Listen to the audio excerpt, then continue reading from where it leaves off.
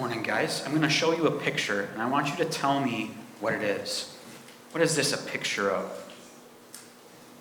Any of you know? Oh, no. Yeah, Jimmy, you're smart.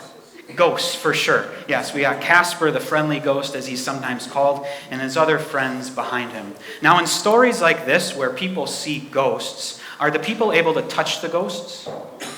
Are they able to feel the ghosts? No, none of those things.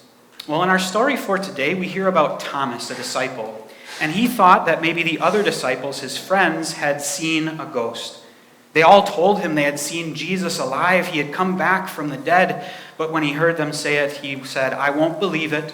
I have to touch Jesus. I have to see him with my own eyes. I have to feel him with my own hands. And only then will I believe. And a few days later, as all the disciples were gathered together, Thomas with them, Jesus appeared right in front of their eyes. And it wasn't a ghost. We have a picture right here. Can you see it? This guy right here is Thomas, and this is Jesus. And you see Thomas, he's doubtful, but he puts his finger in the side of Jesus, and he sees he really did come back from the dead. It wasn't a ghost. And Jesus would sit down with his disciples and have a number of meals with them to tell them they didn't have to be afraid anymore. All of their sins were forgiven, and he was alive forever. When we think about Jesus, then, every single time that your parents tell you stories about him, every single time that you hear stories in church too, we're not talking about somebody that is like a ghost. He's not like an imaginary figure. No, Jesus is very real and he's very alive.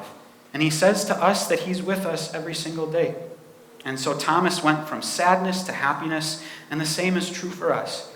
Every single day we can be happy and joyful in Jesus because we know he'll hold us tightly until he brings us safely home, where we'll get to wrap our arms around him for good. Amen. You guys can go be seated.